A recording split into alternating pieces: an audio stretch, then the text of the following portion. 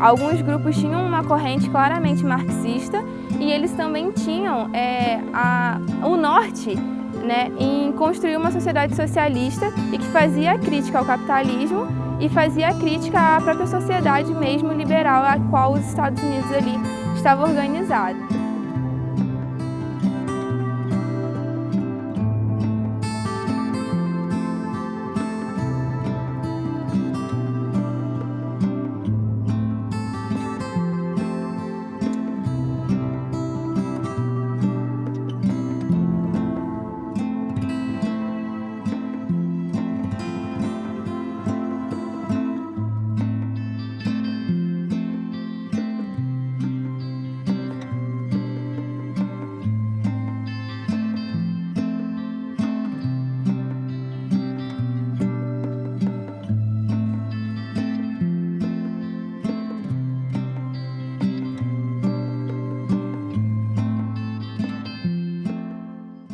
Ver essa trajetória ao longo dos 2 anos foi muito interessante, foi muito enriquecedor.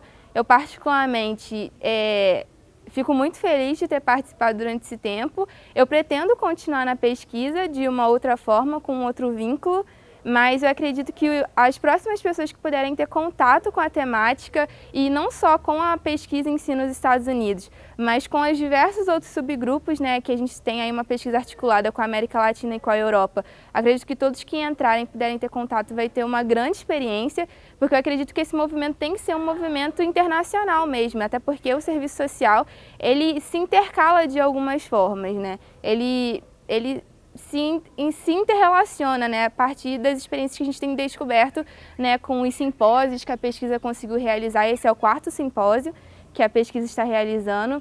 Eu acredito que todos os subgrupos eles estão muito felizes com os avanços, né, sobre a história, sobre a conjuntura, sobre os movimentos contestatórios que foram descobertos e como eles se relacionaram com o serviço social, como isso afetou os fundamentos do serviço social, para a formação e para a prática profissional.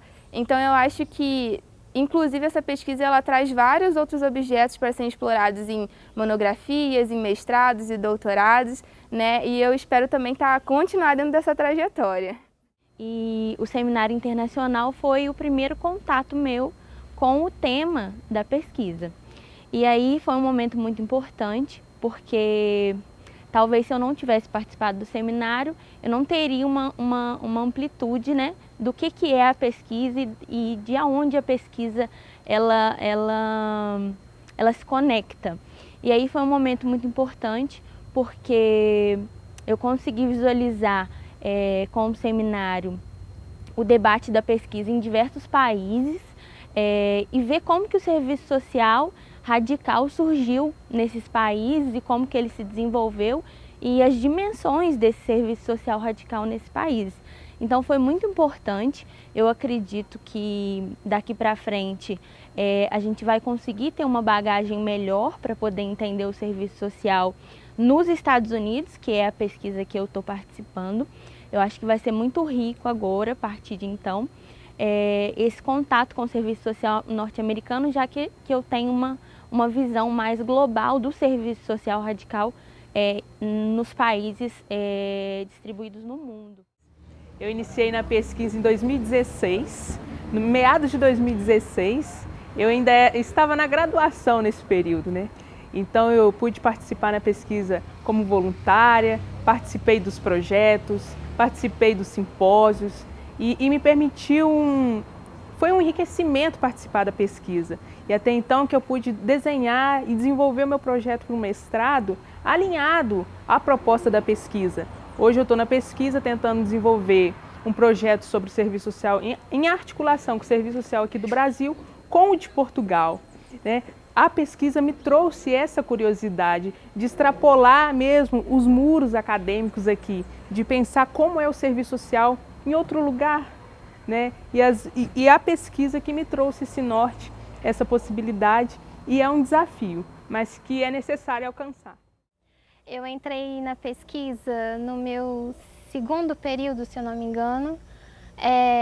Foi uma coisa muito aleatória, eu vi um projeto, eu assinei o nome, eu não tinha proporção do que seria. E no primeiro momento, na hora quando eu vi o nome Marilda Yamamoto, eu já fiquei assim um pouco, né, eufórica, né, trabalhar com Marilda. E durante esse período eu tive a experiência de ter contato com outros pesquisadores, como a Rosângela, a Maria Inês, Maria Helena, Eupídio, que foram uma base para a minha formação acadêmica enorme. E eu fico muito gratificante por isso, porque a gente estuda isso em sala de aula e quando eu vou fazer pesquisa na casa da Marilda, a gente senta, toma café, ela conta a experiência de vida dela. A experiência de vida dela é o que a gente estuda e é muito importante para o nosso curso. E agora eu estou apaixonada pela área de fundamentos, eu pretendo me especializar na área, espero continuar na pesquisa. Então, no ano passado, em setembro de 2018, no seminário da Colômbia, eu fui convidada pela professora Thaisa Kloss, da URGS, e pela professora Graziela Scheffer, da UERJ, para integrar então a pesquisa no subgrupo que estuda a Escola de Porto Alegre. E tem sido uma experiência fantástica nesse último ano. Como estudante de graduação, eu não imaginei que nesse momento da minha vida conheceria as maiores referências do serviço social do Brasil, e poder participar desses espaços tem sido extremamente importante para a minha formação, tem sido extremamente importante não só academicamente, mas a minha formação pessoal, que são exemplos profissionais, mas também de vidas que a gente acompanha aqui nesse espaço da pesquisa.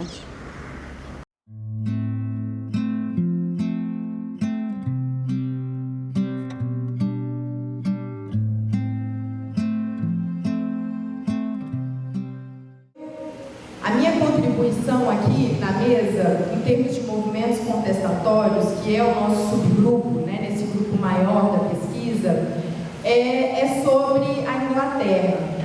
Mas, na verdade, já ampliamos um pouco, não é só sobre a Inglaterra, porque os próprios autores das fontes bibliográficas que nós estudamos e os questionários aos quais eu pude realizar me chamaram a atenção para isso. Na verdade, o serviço social radical que a gente vai trabalhar aqui, ele expressivamente é chamado lá de serviço social radical da Grã-Bretanha ou mesmo do Reino Unido, porque teve expressões na Escócia, País de Gales, na Irlanda do Norte e expressivamente na Inglaterra, mas não só.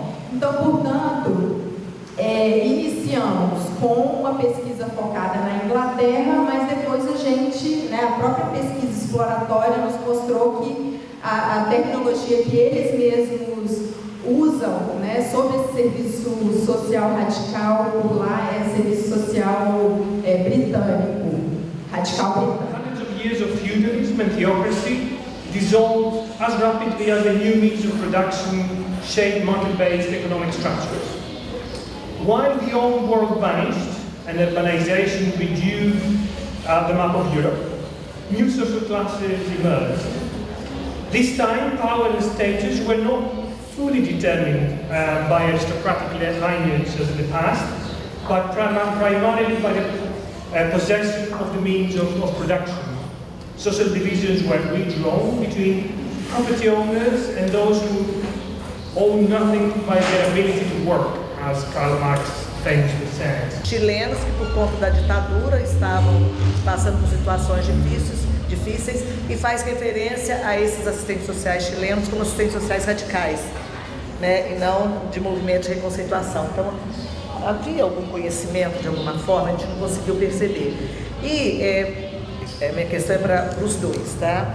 E a segunda é justamente isso, quer dizer, hoje, como está sendo retomado esse movimento na Inglaterra, e se vocês têm conhecimento de hoje nos Estados Unidos também, que a gente não conseguiu ainda perceber.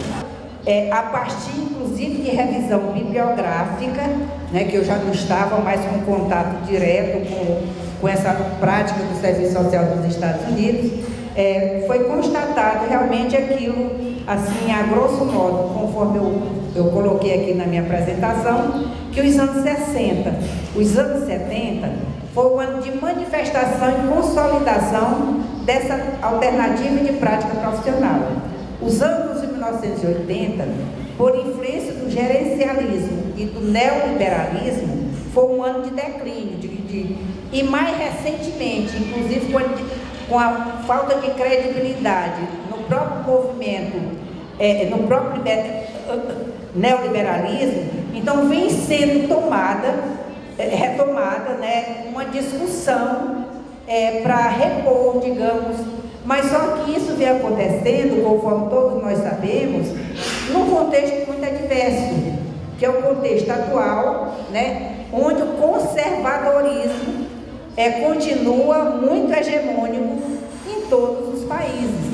A questão, né, da transformação e da necessidade de ultrapassagem do capitalismo que ele coloca, né, como uma defesa, então, do socialismo, tá?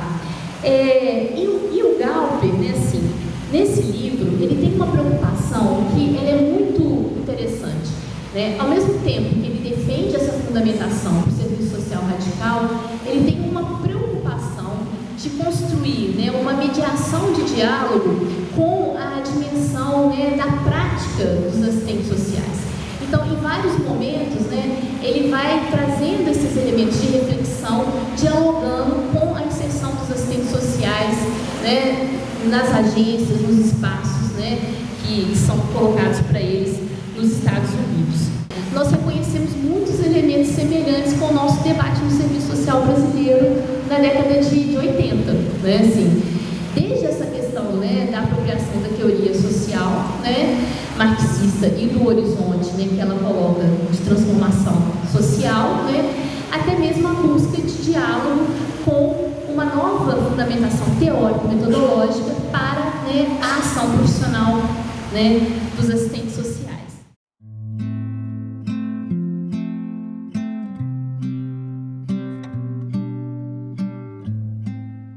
Em relação à minha inserção na pesquisa, eu trabalho em torno ao estudo da história, né, do serviço social e a relação com as lutas sociais, sobretudo no período da reconceituação.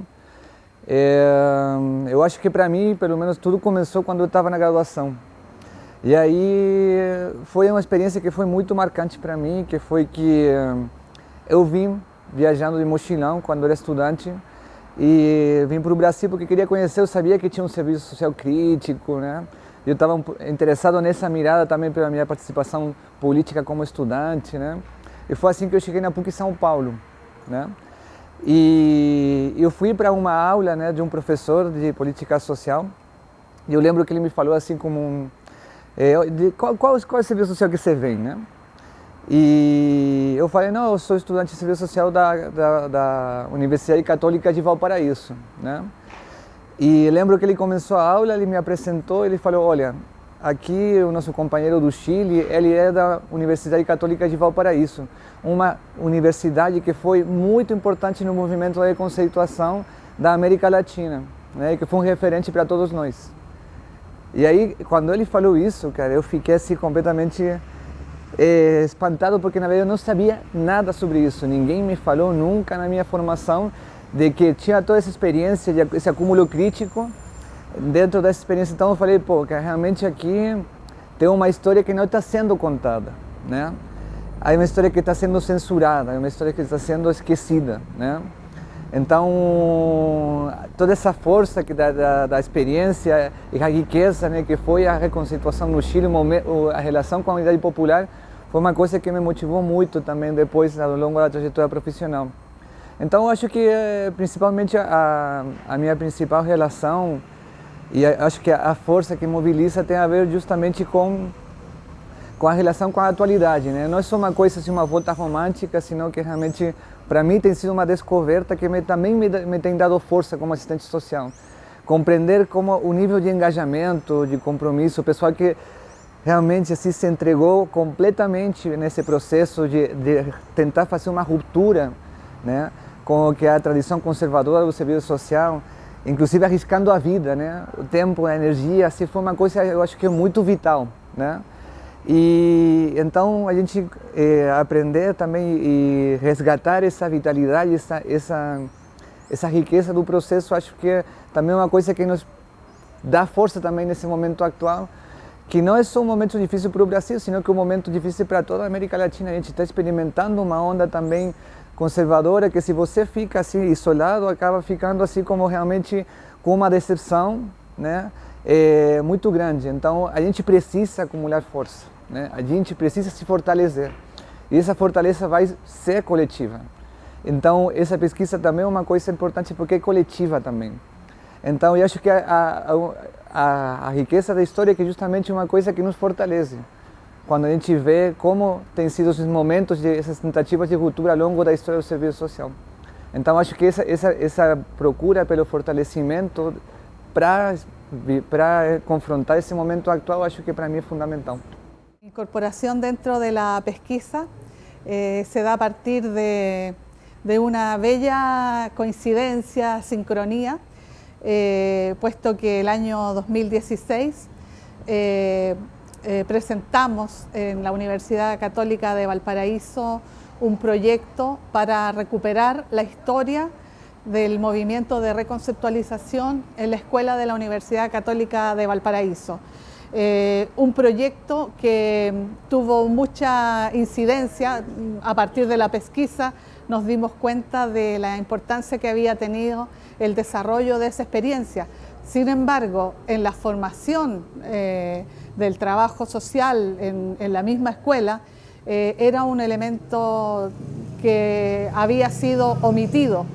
Nosotros sabíamos que había habido la reconceptualización, habíamos leído durante la dictadura los pocos documentos que estaban disponibles. Sin embargo, en la formación existía una gran ausencia de ese relato.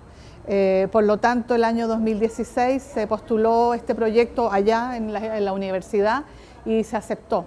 Y entonces en ese momento es que nosotros nos articulamos con Alex y él dice, qué bueno, en Brasil Marilda Yamamoto está desarrollando un gran proyecto sobre la reconceptualización del trabajo social en América Latina y bueno, fue una sincronía.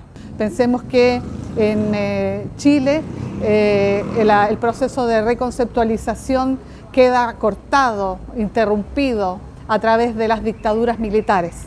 En Chile fue en 1973, en Argentina en 1976, en Uruguay en 1973-74, y por lo tanto es un proceso que significó la muerte de muchos colegas trabajadores sociales y significó también la pérdida de un patrimonio histórico, de un acervo teórico, una producción de conocimientos que se da en ese momento. Hay que pensar la importancia que tiene la reconceptualización del trabajo social en la configuración del trabajo social crítico en Latinoamérica. Entender que en ese momento y en ese contexto son varios procesos los que se van a dar de manera simultánea. Eso es lo interesante, va a desarrollar la crítica. Ahora, ¿qué significó la reconceptualización en la Universidad Católica de Valparaíso? Bueno, esto significó, es un proceso que se inicia a fines de los 60 y es un proceso de crítica y autocuestionamiento de los estudiantes que van a ver una gran diferencia entre lo que ellos empiezan a ver en la calle a partir de su militancia política, social, organizacional. Entonces va a haber una gran diferencia entre lo que ellos veían que acontecía en las calles, en las poblaciones, en las fábricas, en distintos espacios y lo que estaba dándose como formación al interior de las escuelas. Contexto de formación donde estaba marcado en términos teóricos por el funcionalismo, una visión de adaptación y donde el trabajador social, los trabajadores sociales tenían la función de contener y de moldear las conductas de la población. Entonces, ante esta gran distancia entre lo que ocurría en la calle, en los procesos sociales y lo que ocurría en la academia, se va a generar lo que dicen muchos de los entrevistados en la pesquisa, una tensión existencial.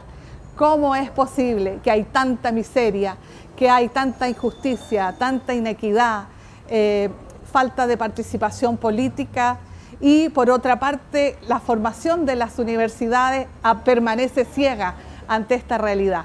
Entonces es en ese contexto que se desarrolla la crítica. Parte por una crítica visceral, pero de a poco va a irse elaborando un proyecto, y entonces en la Escuela Católica de Valparaíso se vivió un proceso muy interesante, y en Chile se vive un proceso muy interesante porque los momentos más intensos de la reconceptualización se van a dar en el contexto del gobierno de la Unidad Popular de Salvador Allende, donde los sectores populares, movimiento obrero y distintos otros movimientos culturales van a conformar una coalición de gobierno para hacer frente a los sectores conservadores. Si bien es cierto, habían habido algunas reformas previamente en Chile, sin embargo, estas reformas tenían esta misma función que se asociaba y que se atribuía al trabajo social de contener las posibilidades de transformaciones más radicales. Por lo tanto, el proyecto significó, y en la Escuela de Trabajo Social, significó una autocrítica y una crítica no solamente por parte de los estudiantes, sino de los propios profesores que van a desarrollar un autocuestionamiento, y también significó un proceso de autoformación, capacitación, donde tanto la formación teórica general en ciencias sociales como la formación marxista, como la formación sobre la educación popular de Paulo Freire, así como los propios referentes políticos que estaban en la época en Chile, en el Chile de la Unidad Popular, van a permitir dar forma a un proyecto muy interesante que significaba una virada.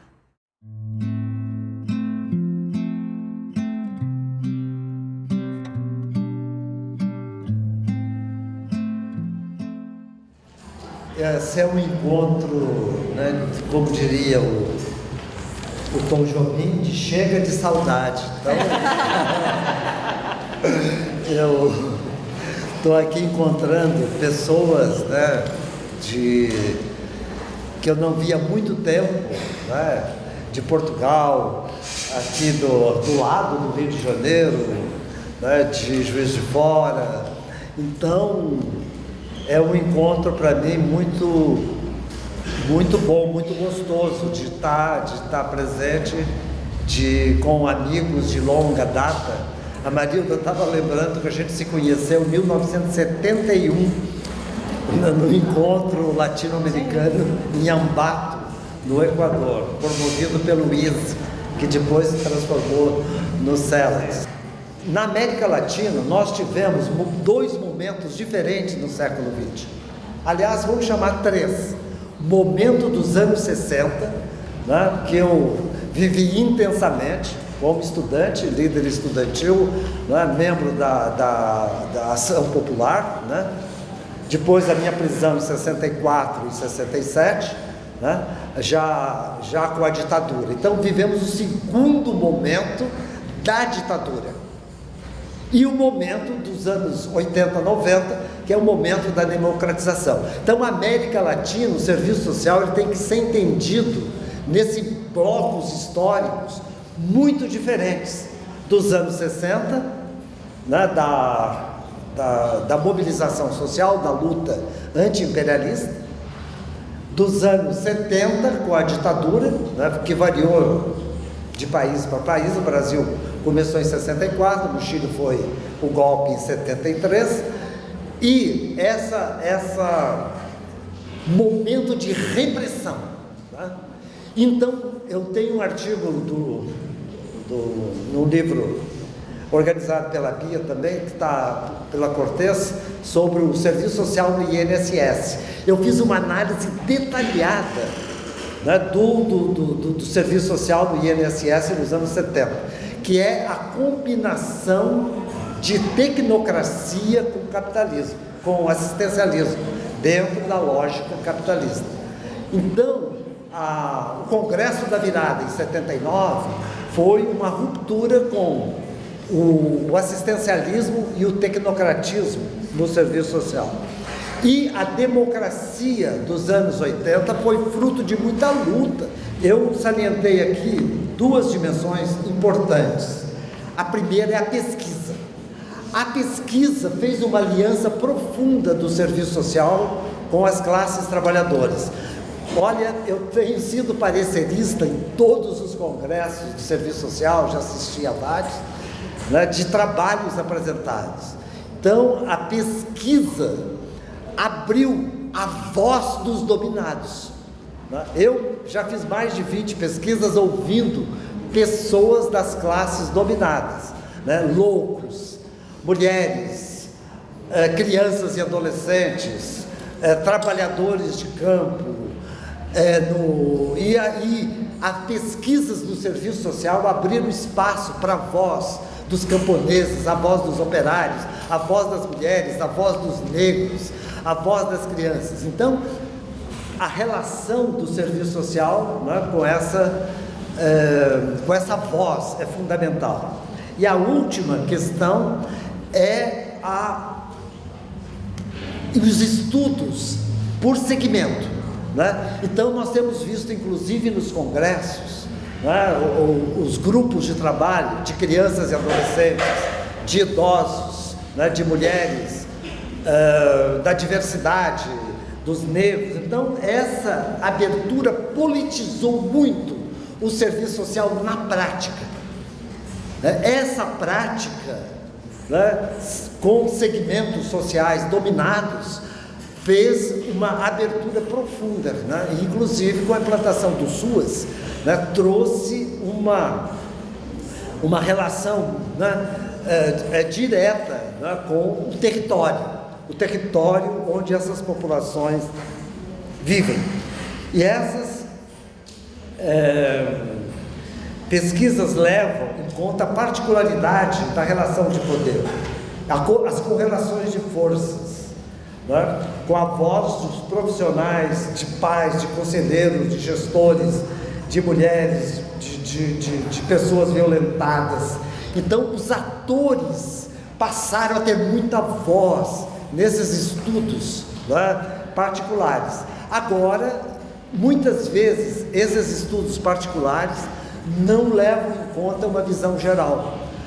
O paradigma da correlação de forças que eu tenho defendido tenta possibilitar essa relação da força desses grupos com a força e a hegemonia geral do capital, na luta hegemônica e contra-hegemônica. Então, essa relação. Básicamente hay un grupo que empieza a trabajar la investigación en diferentes ciudades, sobre todo en Bogotá, Medellín, Cali y Manizales.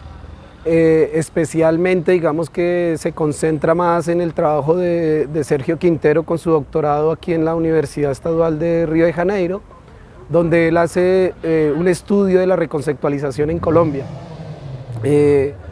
Pero pues con el apoyo de un grupo de investigadores también en Colombia, que van a trabajar como diferentes aspectos de la investigación. Este es un trabajo que digamos que hasta ahora se está sacando adelante.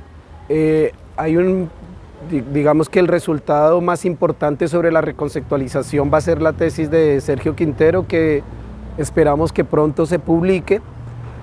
Y sobre eso hemos tenido como algunos, digamos, eso va a permitir bastantes discusiones sobre el trabajo social en el país. Creo que el aporte más grande de la investigación tiene que ver con reconstruir el proceso histórico del trabajo social en Colombia, cómo se ha venido llevando, ya que si bien hay algunas investigaciones, algunos libros, son muy pocos lo que hay sobre el trabajo social colombiano y menos en ese periodo de la reconceptualización.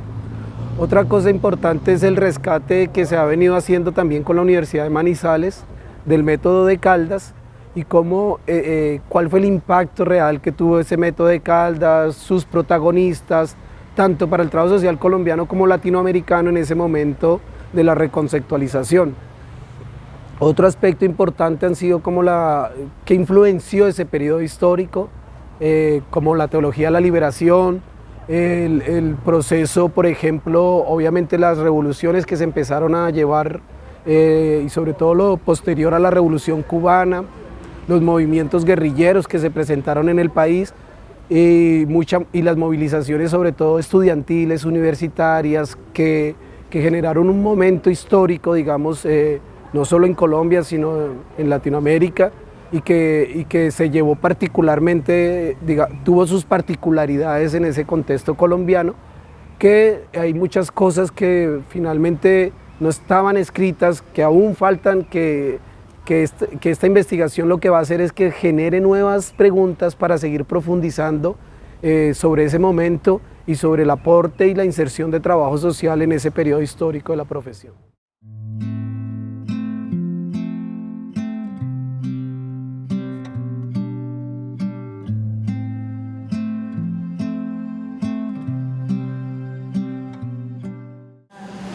As ameaças que temos a enfrentar e principalmente por apontar o fortalecimento das lutas coletivas, das nossas entidades como caminho desta categoria.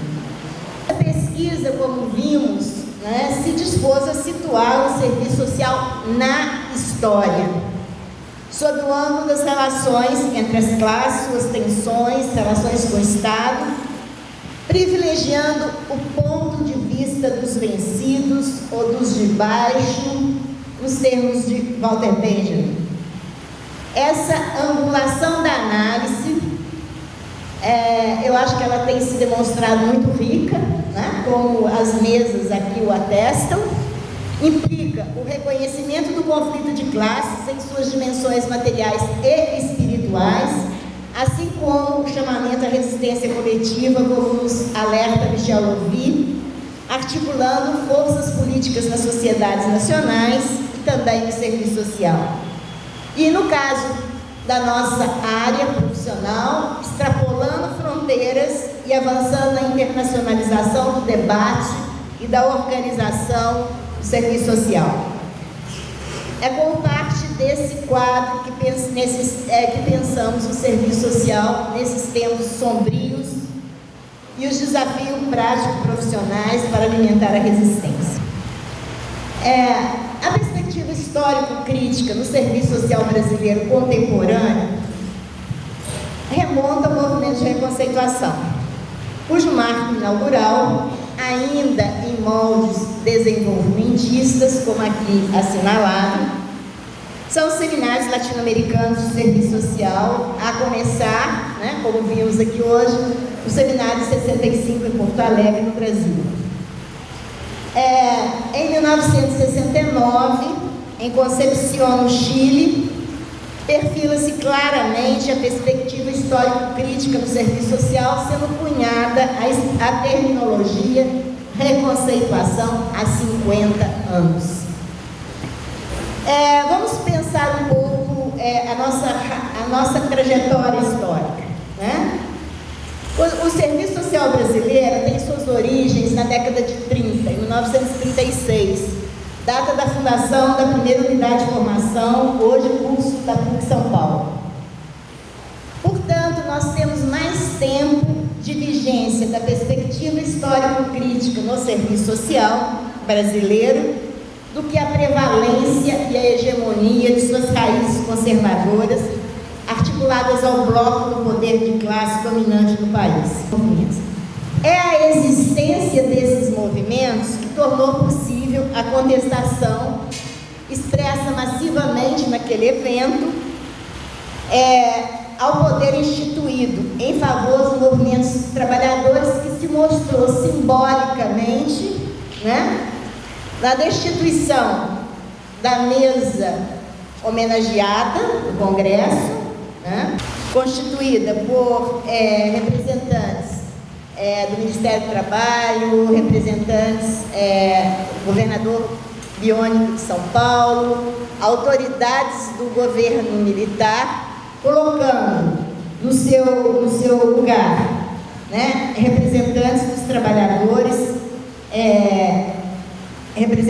trabalhadores, especialmente na mesa de encerramento formada por Lula da Silva, o maior ao representante então dos sindicalistas, Luiz Erundina de Souza, representante do Conselho, da Articulação Sindical Nacional do Serviço Social, cuja faixa dizia: por todos aqueles que lutaram e morreram pelas liberdades democráticas no país. Desde o processo da reconceituação, 65, 75, 60, 80, desencadeia-se uma disputa teórica e política pela hegemonia no interior do serviço social latino-americano, que passa a reconhecer a dimensão política da prática profissional, recusa-se o assistencialismo e a benemerência, mas recupera-se progressivamente a assistência social como política pública, tem uma interferência importante na reprodução material de vida do conjunto dos trabalhadores, e se questiona o serviço social, a tríade, serviço social de grupo, serviço social de caso, serviço social de comunidade, difundida pelos ideólogos dos organismos internacionais, na busca de um serviço social enraizado na realidade latino-americana. Uma mesa que fez referência à crítica infantil ao social work, ao serviço social clássico. Eu acho que aqui tem um desafio para nós. Eu acho que nós recusamos, sim, não o trabalho com indivíduos, com grupos e comunidades. Recusamos os fundamentos teóricos que presidiram o serviço social de caso, de grupo, de comunidade, o fundamento liberal desta análise, né? Mas eu acho que ainda nos desafia o aprofundamento da crítica teórica, porque a crítica não é a recusa, a crítica não é apenas negação, a crítica implica em entrar por dentro dessas propostas analíticas, atribuir transparência aos seus pressupostos, às suas implicações e discutir as suas limitações no propósito que nós temos. Lembrem-se que o primeiro seminário latino-americano foi de 65, né? Logo em seguida tem outro seminário latino-americano em 66, em 66 em Montevidéu, no Uruguai, depois em 69 em Concepción, no Chile, depois em 70 na Bolívia e posteriormente em 72 em Porto Alegre. Esses seminários, né, reagem, né, aos pressupostos do serviço social clássico, reagem, né, na busca de um serviço social latino-americano. Rapidamente, a nata dos assistentes sociais brasileiros, uma enorme competência política que lhes é característica, se articulam nos seminários de Araxá e Teresópolis, especialmente, iniciativas voltadas à modernização do serviço social tradicional, como uma das reações, articulações progressistas do serviço social no Cone Sul. Em outros termos, eu acho que tem aí uma luta pela hegemonia, pelo poder, por parte de orientações profissionais distintas, em clara disputa, o que tem configurado o que o professor Neto qualifica de 3 tendências da renovação crítica do serviço social.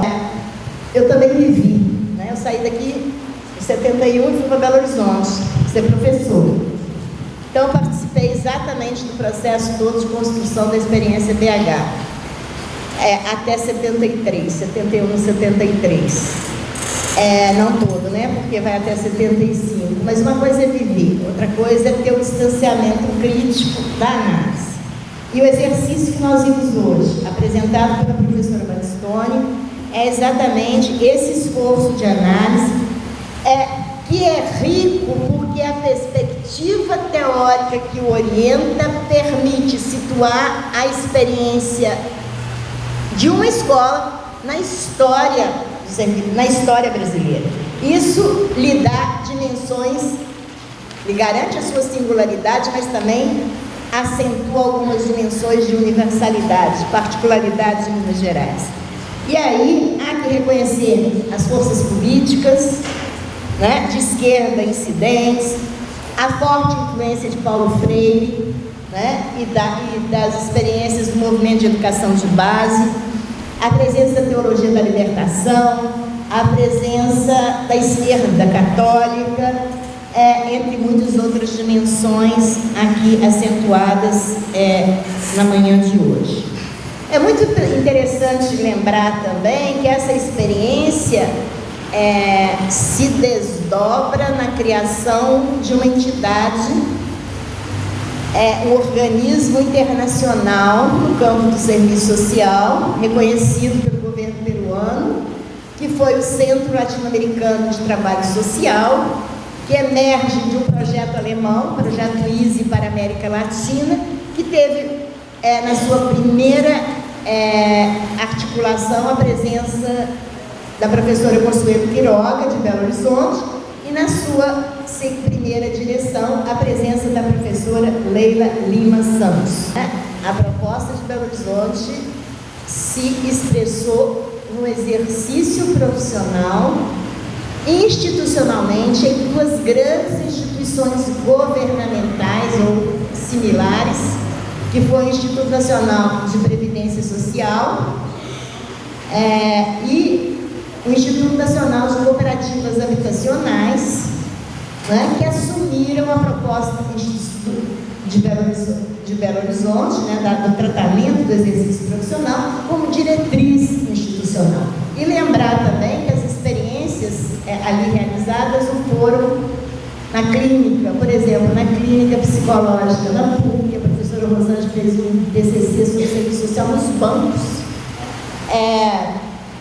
e muitas outras, né? Portanto, não tem muito trabalho por detrás da virada, é isso que eu quero salientar. Muito trabalho político, muita articulação feita. Essa orientação teórico-crítica, ao longo desses 40, 50 anos, nos trouxe muitas conquistas. Eu acho que no Brasil tem uma particularidade que eu identifiquei aqui nesse evento. Se o Chile tem uma posição pioneira na renovação à esquerda, vamos dizer assim, do serviço social, rapidamente, a partir do golpe do Allende em 73, né, você tem a primeira experiência neoliberal na América Latina e você tem um desmonte dessa experiência. O Brasil, essa experiência é mais tardia, mas ela foi realizada de uma forma que envolveu as organizações profissionais. E nesse sentido, ela se tornou duradoura, ela se renovou, ela se revigorou e a partir, né, e aqui eu faço minha homenagem às minhas colegas de mesa, com entidades profissionais absolutamente legitimadas, com capitalidade nacional na sua organização, entidades muito ativas e presentes na vida social brasileira. Eu acho que está aí o segredo, né? O segredo de nós termos nas condições as mais adversas preservado algo muito caro à classe trabalhadora, que é a nossa capacidade de organização. Não é fácil, em condições tão adversas, nós não temos esse nível de organização que nós temos.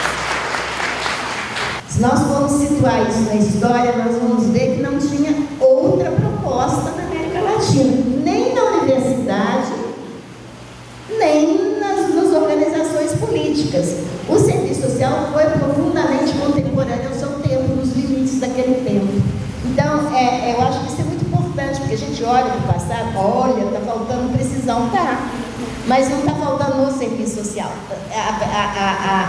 A ausência de precisão e de rigor analítico é de uma corrente cultural inteiramente alheia à nossa tradição profissional, né, que vai sendo buscada com enormes constrições de um regime autoritário que impedia publicar no Brasil Pedagogia do Oprimido de Paulo Freire, que a gente tinha que trazer de fora, né? Então, a gente acha que nós temos que ser um pouco mais condescendentes com a nossa crítica rigorosa. Eu acho que o retorno dessa articulação latino-americana traz para o Brasil, tem a ver, né, com a preparação da virada desse Congresso da Virada, porque não é uma virada mágica, é uma virada preparada politicamente, né, profissionalmente, seja através das entidades sindicais, seja através de pesquisas e suporte financeiro ao nível da capacitação continuada por parte do Centro Latino-Americano de Trabalho Social. Eu acho que hoje a gente vive novamente um duplo e contraditório movimento, né? Tanto o aprofundamento do processo de ruptura teórico-política com o laço conservador das origens, mas também um revigoramento da reação conservadora ou neoconservadora, aberta ou disfarçadas, em aparências que as dissimulam. Eu quero fazer uma homenagem aos nossos colegas que construíram essa luta com as palavras do Bertolt Brecht. Há homens, eu diria, e mulheres que lutam um dia e são bons. Há outros que lutam um ano e são melhores. Há os que lutam muitos anos, que são muito bons. Mas há os que lutam toda a vida e estes são imprescindíveis. Muito obrigada.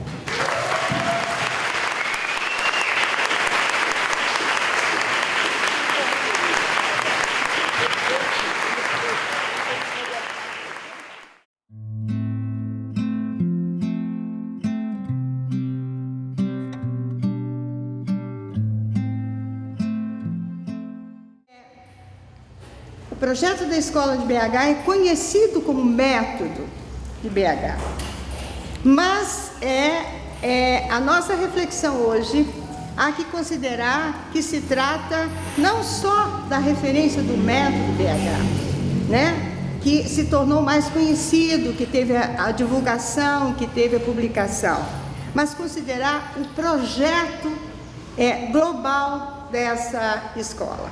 É essa linha que eu vou aqui desenvolver a minha exposição. O método que ali se configurou, né, que foi elaborado, foi muito além de uma crítica ideológica. Estou citando aqui Neto, né, que é a referência, o mote que foi dado na literatura, na sua análise, para que pesquisássemos essa lógica, essa apreensão de projeto acadêmico profissional da Escola de BH. Foi muito além de uma crítica ideológica, da denúncia epistemológica e metodológica e da recusa das práticas próprias do tradicionalismo.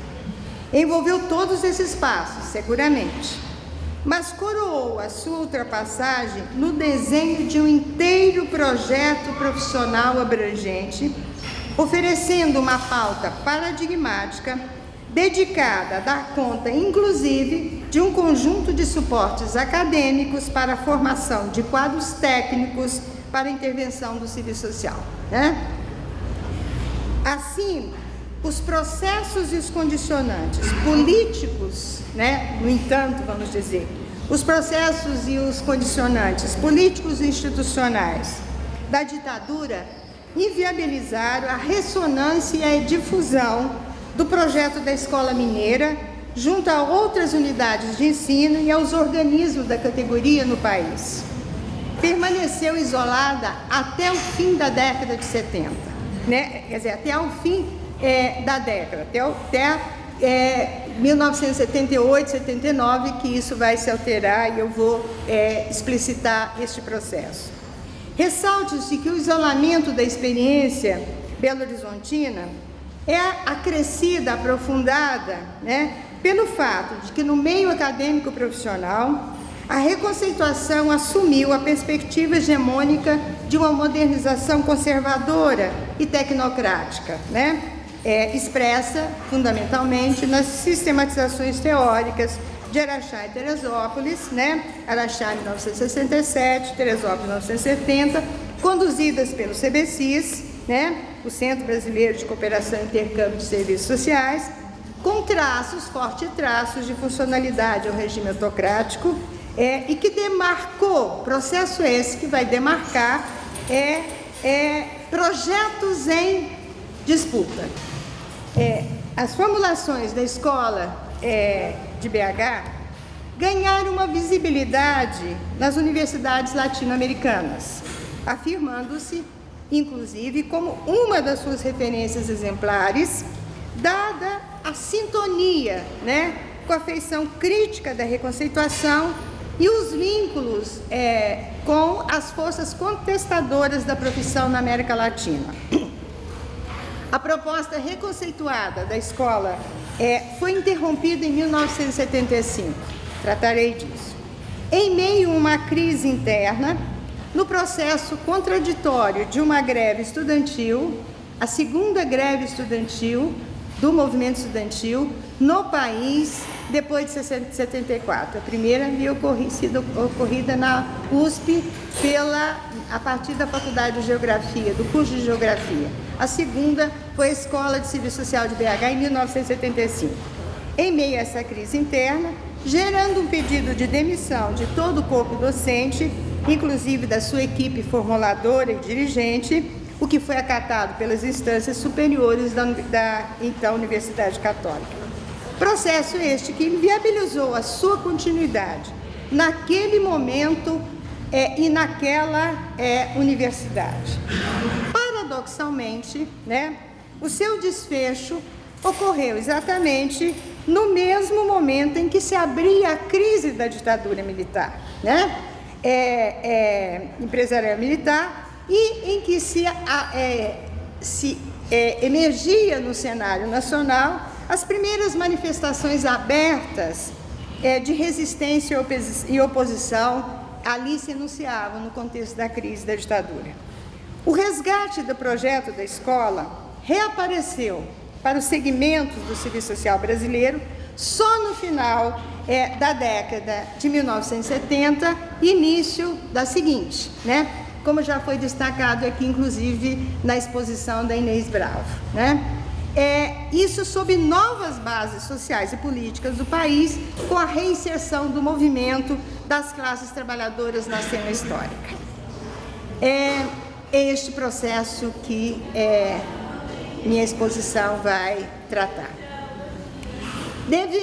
Quero ressaltar ainda nessa introdução que a perspectiva que orienta, né, a análise, o estudo, a investigação sobre a escola de BH nesse projeto de pesquisa é uma crítica que se autoimplica, que se defronta com o objeto para transformá-lo e negá-lo, transformando-se ao mesmo tempo.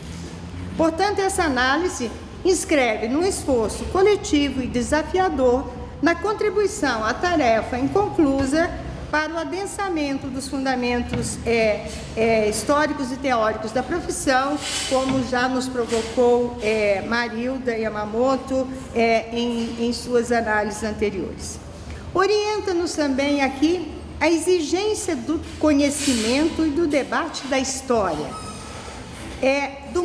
entendida aqui como movimento e ação dos homens, a exigência de uma investigação crítica e aberta, que tem como referência a razão ativa, né, no movimento e na apreensão da história. Não é aqui para nós uma recorrência ao passado para descrevê-lo cientificamente, mas para termos a história como uma alavanca de transformação, uma alavanca de perspectiva revolucionária, né?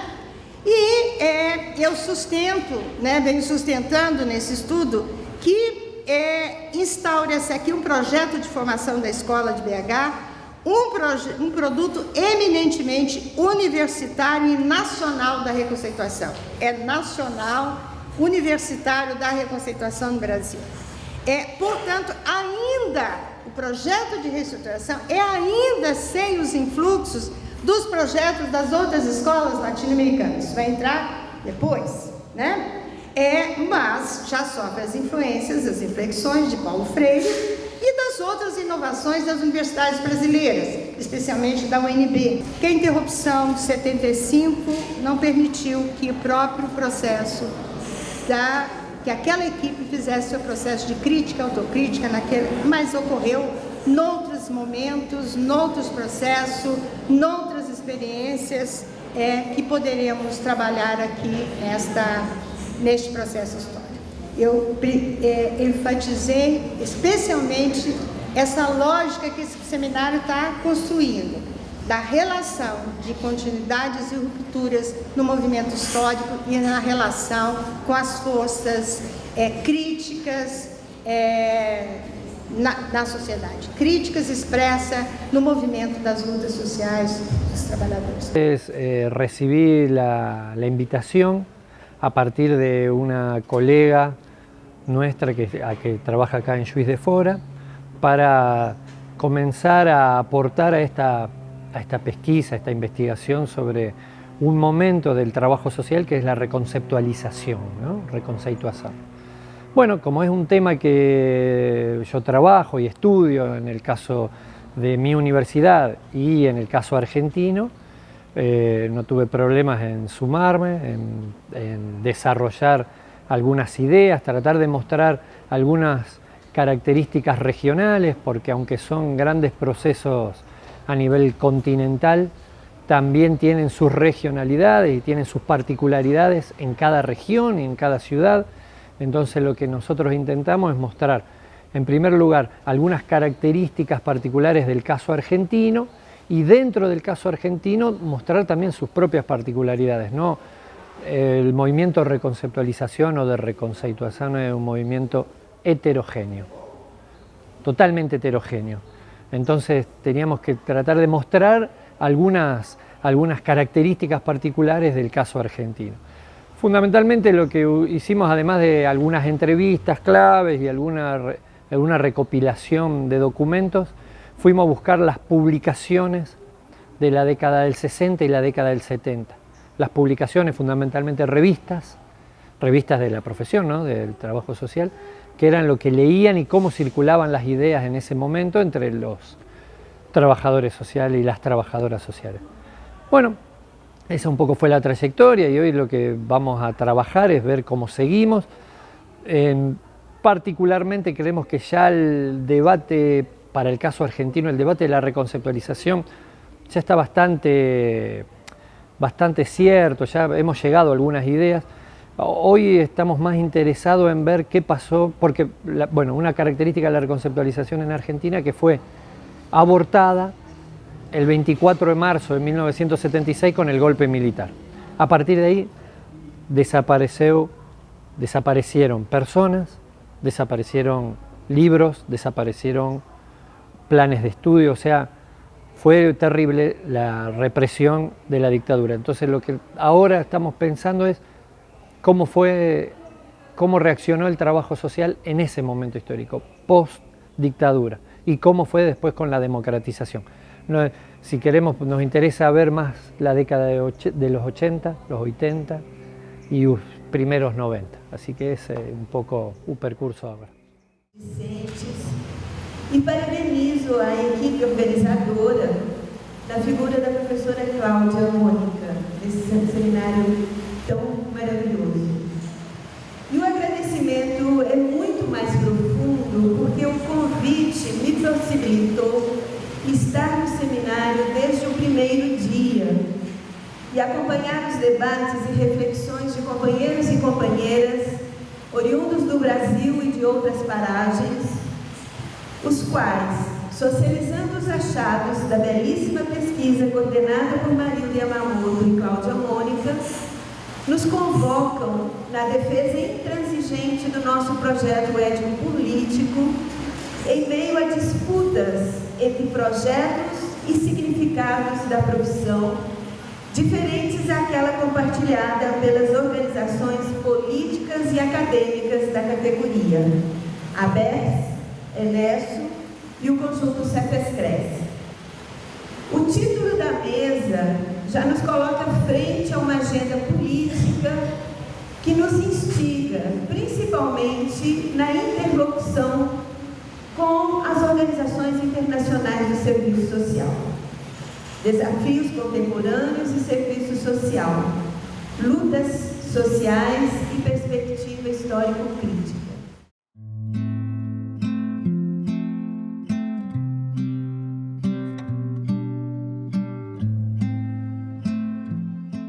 E a professora Marilda endereçaram um convite para participarmos nesta pesquisa internacional e aparecermos, digamos, a participação ser relativa a Portugal. As relações de Portugal com o Brasil são já de há muitos anos, mais de 50 anos, e esta pesquisa, para dar conta da forma como se estabeleceu a interlocução entre o movimento de reconceptualização latino-americano com o serviço social em Portugal, é extremamente significativa, porque tivemos que desenvolver todo um trabalho de articulação e também de identificação na sociedade portuguesa dos grandes processos e dos grandes movimentos a que os assistentes sociais estiveram envolvidos. O período histórico da pesquisa é dos anos 60 aos anos 80. Isso implicou retomar trabalhos ao nível da investigação. Eu fiz nos anos 90, retomei, digamos, o trabalho de doutoramento, já relativo à gênese, à emergência e à institucionalização do serviço social português. Então, na década já de finais de 90 e início de 2000, eu retomei a análise e o trabalho sobre a resistência dos assistentes sociais, do serviço social, em período de ditadura. Então, eu estava muito motivada e muito interessada em retomar esse viés, essa articulação agora com essa dimensão, com essa vertente da interlocução com o movimento de reconceptualização da América Latina. Nós tínhamos identificado já várias dessas contribuições, mas com todo um envolvimento de uma equipa que envolve, né, países diversos da América Latina, e o Brasil tem sido extremamente rico, porque aquilo que tínhamos sinalizado na viragem do século XX para o século XXI, nós temos vindo a aprofundar de uma forma muito séria e muito qualificada, e também pensamos com um impacto nos tempos de hoje. A pesquisa não é nostálgica, a pesquisa não é do passado, é uma pesquisa que tem necessariamente que trazer a discussão de hoje, mas exatamente retomando aquilo que conjunturalmente o serviço social, tanto em Portugal quanto na América Latina e noutros continentes, não é, tem vindo a inserir-se no âmbito da própria história. Então, a relação da história do serviço social com a história de Portugal e no mundo são questões centrais desta pesquisa, e eu só posso agradecer e ficar muito grata, como já tive a oportunidade de mencionar, porque tem sido um trabalho muito significativo e muito importante, tanto em termos, diria, do próprio país, porque também temos vindo a divulgar a própria investigação em fóruns, tanto em Portugal, em várias escolas, no Congresso de Serviço Social em Portugal de 2018, quanto nos fóruns internacionais, e, portanto, pensamos que esta participação ela é extremamente significativa enquanto investigadores, e também o retomar das articulações, eu diria, políticas com o serviço social português e a própria América Latina. Minha relação, em primeiro lugar, com o Brasil advém de um convênio que o Serviço Social em Portugal estabeleceu com a Pontifícia Universidade Católica de São Paulo em 1987. É em função desse convênio que eu faço o mestrado na PUC de São Paulo e mais tarde faço doutoramento na PUC de São Paulo. Bom, aí pesquisei na tese, pesquisei a produção de conhecimento em serviço social, situando os processos de qualificação, ou seja, já os produtos que surgiram a partir desse convênio de 1987, em que houve um primeiro mestrado, um segundo mestrado e, mais tarde, primeiro e seguintes doutoramentos. Nesta pesquisa, concretamente, a minha relação advém de uma relação pessoal com a professora Cláudia Mónica Santos, que, entretanto, é nossa professora na Universidade Lusófona do Porto, onde eu estou, sendo que é uma professora visitante, sendo que este conceito não é exatamente igual no Brasil e em Portugal, mas ela nos dá o seu contributo, pelo menos num semestre por ano, a quem eu atribuo as unidades curriculares que nós combinamos, e é em função disso que ela me convida para participar neste processo. Eu não sou uma pesquisadora da história, não é essa a minha perspectiva e normalmente não é o meu objeto. De modo que demorei algum tempo a encontrar-me nesta pesquisa e perceber qual o meu lugar nesta pesquisa. Até porque esta questão de um projeto grande, que é um grande chapéu, e onde se colocam outros produtos que contribuem no fundo para o projeto grande, a certa altura para mim não foi muito fácil de entrar. Quando me situei e disse, bom, o que é que eu, neste período, década de 60 até 80, em Portugal, voltei às minhas raízes outra vez e disse, a produção de conhecimento é uma questão que tem sentido, porque efetivamente as coisas materializam-se naquilo que nós produzimos, naquilo que nós escolhemos como objeto, naquilo em que participamos. E portanto eu pensei, na senda do que fiz anteriormente e num trabalho que foi publicado na revista Em Pauta, eu disse, bom, agora vou situar-me, tenho a oportunidade de me situar apenas neste período, aprofundando a produção de conhecimento, que nessa altura ainda não se pode chamar uma produção científica, mas é uma produção académica, ou seja, os trabalhos finais, que nós na altura se designavam de monografias e que os assistentes sociais fizeram desde 1937 até 1972. Já a sociedade portuguesa estava pronta para o 25 de Abril de 74 e, portanto, já estava muito em ebulição e no próprio serviço social as coisas tinham evoluído num determinado sentido.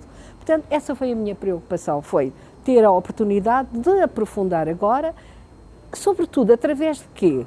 Da mudança. O que é que mudou? Houve alguma coisa que mudou nesta década em termos da produção de conhecimento? Efetivamente mudou. E esses já são alguns resultados que eu posso apresentar, no sentido de que nos 2 primeiros anos, 60, 61, 62, as coisas ainda eram muito ténues, a mudança é muito ténue. A partir de 64, o objeto que até aí estava muito circunscrito, um certo individualismo, a família, o pescador, a freguesia, o conselho, um estudo mais de um diagnóstico social coletivo, mas nas bases curtas, e vai se centrar como objeto nos problemas sociais, que nós estávamos com uma ditadura e, portanto, num regime centrado naquilo que o Estado queria que se fizesse, nas perspectivas que surgiam naquele contexto e que a partir daí começa concretamente os problemas sociais a terem um grande impacto. Mais ainda, a partir de 64, surgiu o primeiro trabalho em que o objeto é verdadeiramente o serviço social. Portanto, e a partir daí, de uma forma ainda embrionária, mas começam a aparecer trabalhos em que os fundamentos já são questionados, questões técnicas do serviço social, o serviço social como é que funciona em determinadas instituições, nomeadamente nas misericórdias, nomeadamente em instituições, por exemplo, para cegos, etc. Portanto, é o objeto já o serviço social. Eu acho que isso é muito interessante. Nesta pesquisa eu descobri também uma outra coisa que me interessou muito, foi um artigo publicado em 68 de um investigador que não é de serviço social e que foi investigar e publicou sobre a investigação social na sua organização. Ele fala mesmo nos organismos e nos objetivos da pesquisa. E eu fui passar em revista tudo quanto ele dizia e encontrei, com surpresa, minha pelo menos, não é? Para o investigador é sempre interessante, que o Instituto Superior de Serviço Social de Lisboa tinha tido, na década de 60, um centro de investigação, que inclusivamente era o renascimento, quase a restauração, de um outro centro de investigação de 48, mas que efetivamente não tinha funcionado. E é muito interessante ver como ele vai buscar os objetivos, os participantes, com uma curiosidade. Os participantes eram professores, alunos e profissionais convidados. Profissionais que, atuando em determinadas áreas de interesse, eram convidados para participar no centro. Eu acho que isto é uma riqueza, para além de perceber estas diferenças, é uma riqueza extraordinária neste momento. Bueno, para mí haber entrado en esta investigación, la verdad es que ha sido una oportunidad y un descubrimiento, porque el tema que estamos investigando, que fue los movimientos contestatarios en esa época del 60-80 y la influencia de la reconceptualización en España, es un periodo un poco que se considera desde el trabajo social en España algo como una etapa ya muy antigua y sobre la que hay muy pocas cuestiones publicadas, ¿no? Y en la actualidad es algo de lo que apenas se habla, ¿no? Yo mismo tenía un conocimiento bastante superficial también sobre el tema, y la pesquisa me ha permitido la oportunidad de buscar documentos, de entrevistar a personas pertenecientes a esa época, que sin esa investigación yo no me hubiera planteado entrar en contacto, ¿no? Esto por una parte en cuanto a lo que sería la reconceptualización en España, pero al formar parte de un grupo con profesoras de universidades de Latinoamérica y también de Portugal, pues me ha permitido sobre todo conocer un abanico muy amplio de lo que es la reconceptualización en sus orígenes, digamos, especialmente en Brasil, Argentina y en otros lugares de Latinoamérica, ¿no? Sí, una de las cosas que serían varias, ¿no? Hay varias cuestiones que han sido importantes o pienso que son importantes en nuestra parte de la investigación, ¿no? Algunas de ellas tienen que ver con un poco verdaderamente lo que hubo dentro de la profesión, los discursos, los debates que había dentro de la profesión, como decía, en una época un poco que queda un poco enterrada quizá en España, ¿no? Entonces, haber podido consultar las actas de las jornadas o seminarios, los artículos de hace 50 años, de las primeras revistas de trabajo social en España a finales de los 60, pues la verdad es que ha sido muy enriquecedor poder tener ese debate, ¿no? Y muy especialmente ha sido muy enriquecedor entrevistar a personas que hoy tienen 80 o más años, en algún caso recuerdo, y nos hablaban de ese trabajo social y de esos debates y un poco cómo era incluso esas influencias que llegaban de Latinoamérica y que impregnaban al trabajo social español de una especie de aire revolucionario, ¿no? Que infelizmente en buena parte se ha perdido en la actualidad, ¿no? Recuperar todo eso ha sido como haber vivido um pouquinho, aunque seja a distância, essa época também, não? Então, essa pesquisa foi muito importante, mas ela se objetivou depois, logo em seguida, no meu pós-doc na Argentina, e na sequência, num projeto de 2017, e que termina agora no final do ano também, que se chama Serviço Social América Latina, Tendências Teóricas Atuais. Tá? Então, quais são esses países que nós estamos estudando? Nós estamos estudando Argentina, Uruguai, Paraguai, Chile, Costa Rica e Cuba social, né? Quais são as particularidades, né? Nós temos no Brasil, por exemplo, uma questão étnico-racial fortíssima, coisa que, por exemplo, você encontra hoje no Chile sobre outras mediações, sobre a questão da migração, a vinda dos haitianos.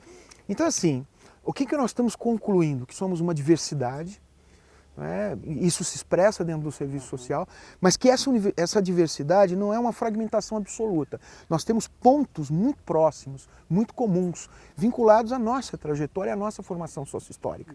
Então nós precisamos, primeiro, garantir essa diversidade e, em segundo lugar, dentro dessa diversidade, encontrar uma unidade, né? E nisso a profissão. Então, assim, para mim tem sido maravilhoso.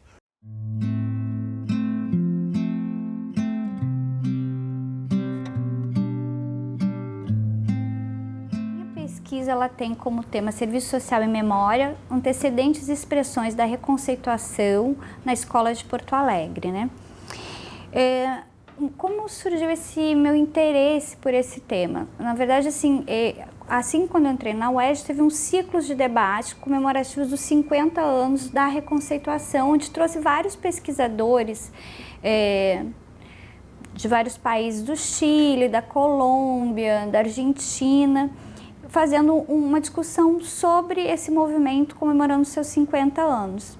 Então, a partir desses ciclos de debates, a gente realizou uma entrevista com a professora Leila Lima Santos e começou a instigar a possibilidade de investigar uma parte da história que ainda não foi totalmente aprofundada, né? E E aí, por que Porto Alegre, né? Então, quando a pesquisa hoje, ela é uma pesquisa internacional que envolve vários países. Brasil, Colômbia, Chile, acho que é Costa Rica, tem ainda Portugal e Espanha, que foi em 1965. Então, uma das primeiras perguntas que eu tinha era assim, por que foi no Rio Grande do Sul que surgiu esse seminário, que vai dar origem... Esse seminário dá origem ao processo de renovação da profissão na América Latina toda. Mas o que mobilizou a Escola de Porto Alegre para organizar, né? Quais foram os seus antecedentes, né? Por isso a pesquisa, os seus antecedentes e expressões da reconceituação. E aí a primeira pergunta então era, o que foi que aconteceu nessa escola que levou? Esse caminho da pesquisa ele foi árduo, né? Mas foi muito interessante, porque nós reconstruímos então muito da memória da profissão no Rio Grande do Sul, buscando compreender a particularidade desse estado, das lutas sociais, da sua relação com o Brasil, né? Também somos um estado fronteiriço, então pensar essas relações do Rio Grande do Sul com a América Latina, né? E nossas fontes foram muito interessantes, porque a gente buscou acervos históricos, né? Então, trabalhos de conclusão de curso desde a década de 40, né? Até o processo, né? Antes da ditadura, acervos históricos do Rio Grande do Sul, né? Trabalhamos com entrevistas e também envolvemos os estudantes de graduação nesse processo, na coleta de dados, né? Então, foi um trabalho de formação pessoal, né? De reconstrução da memória, e também algo que mexe muito com a gente enquanto pesquisadoras pela possibilidade do convívio, né, com, enfim, grandes, né, professoras do Serviço Social Brasileiro e Latino-Americano, né, que são nossas referências desde a nossa graduação. Né, então a gente poder dialogar com elas, né, trazer os achados da pesquisa, né, é algo que é muito gratificante, né, e emocionante também, né, que é reconstruir essa memória, né, e ao mesmo tempo incentivar novas gerações de pesquisadores, seja de estudantes da graduação como do mestrado, né, a dar seguimento, né, seja essa histórica, crítica, de luta da profissão, mas também de renovar a pesquisa sobre os fundamentos do serviço social. Então a ideia é fazer esse caminho de volta, né, na história da profissão e buscando destacar quem eram esses sujeitos, né, as suas histórias, suas vinculações, para além da própria profissão, né, e a importância desses sujeitos na história. Então, acho que esse vai ser um dos grandes legados, dentre tantos outros que eu acho que essa pesquisa vai trazer. Né, que eu acredito que não vai ser só para os assistentes sociais, para estudantes, mas é de conhecimento geral da sociedade.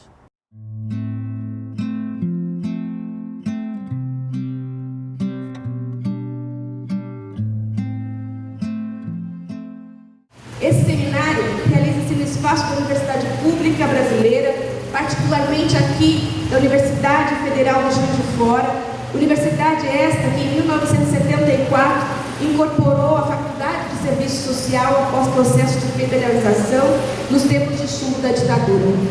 É a casa, o espaço, então, de Marilda e Cláudia Mônica, que nos convidam a reafirmarmos conjuntamente o compromisso com a defesa deste espaço, a universidade pública que queremos democrática, gratuita, laica, presencial e socialmente referenciada. Esses dias de seminário serão contados não só a partir das experiências individuais de cada participante, mas também da experiência coletiva que as trocas e provocações intelectuais permitiram a partir de um trabalho planejado com objetivos assertivos. E aí a gente pensou em 2 itens centrais, colocar um pouco os antecedentes, ou seja, a criação de células, da conjuntura latino-americana, em que surge, né, quer dizer, o movimento de reconceituação, a LAEX e depois os células. Ou seja, os anos 50, na perspectiva da discussão do desenvolvimentismo, da teoria da dependência, depois, efetivamente, no quer dizer, imperialismo, com a Revolução Cubana, enfim, e a importância da criação da ALAES em 65, que vai impulsionar o movimento de reconceituação na América Latina. né? Quer dizer, a proposta da Escola de Serviço Social da Universidade Católica de Minas Gerais, o MEC-BH, e aí romper com o Serviço Social Tradicional, que vai ser apresentado aqui no seminário, a criação dos programas de pós-graduação.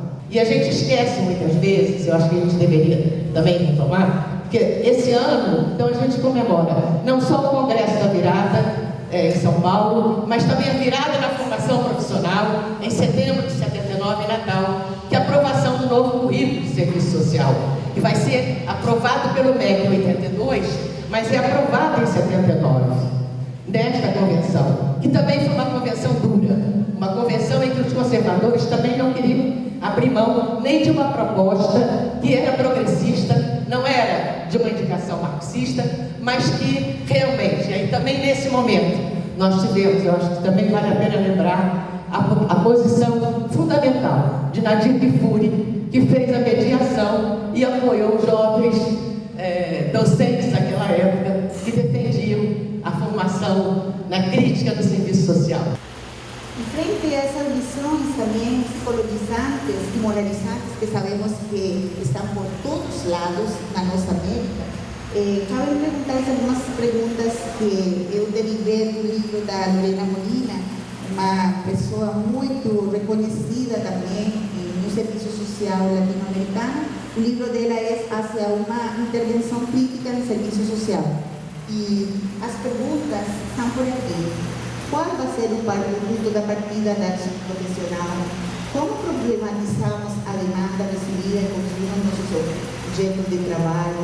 Quais são os fundamentos teóricos e metodológicos que iluminam a condição do objeto e a ação profissional?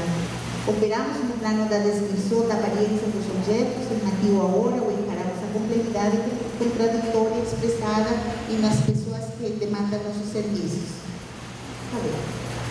E essas outras que estão aqui, que vocês podem olhar, e termino, pode passar, falando para os estudantes. Eu sei que estamos em um momento muito difícil, muito escuro, mas a gente tem que lembrar sempre o poder que tem e que às vezes ignoramos.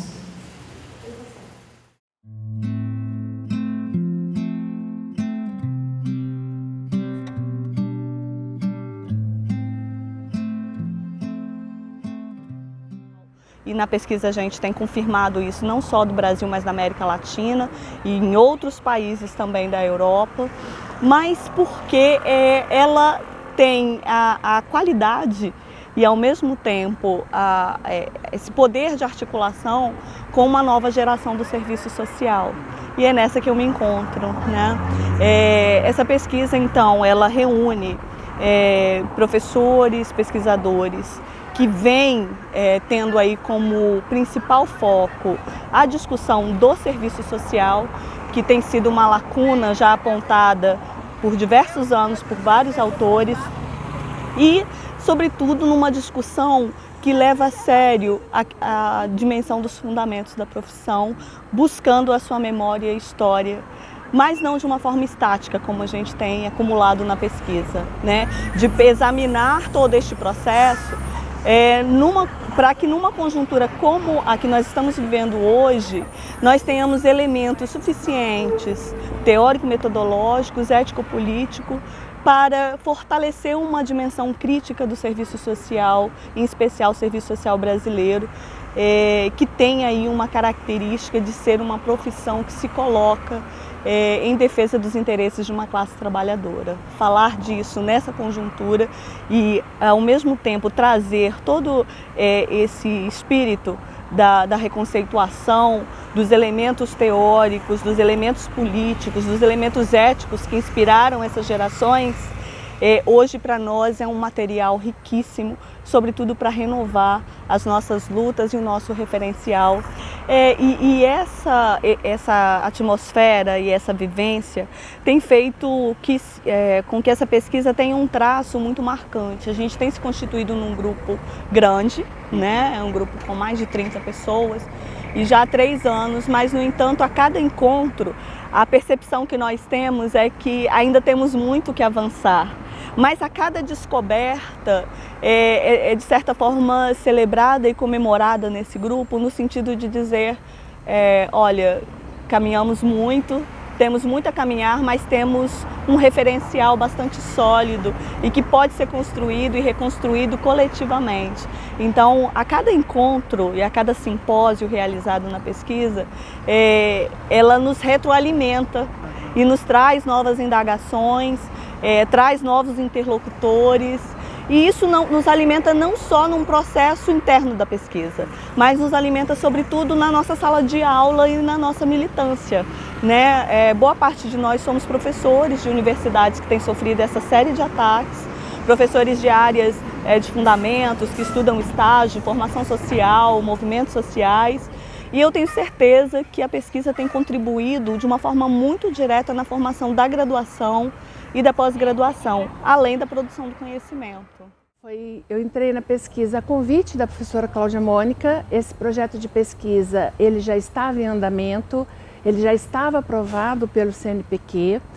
Cláudia Mônica e Marilda são as coordenadoras e o que eu pude perceber é que à medida em que a pesquisa foi caminhando, outros pesquisadores e pesquisadoras foram também incorporando esse processo. E eu fui uma das pesquisadoras, né, que foi incorporada aí dentro dessa pesquisa, desse trabalho.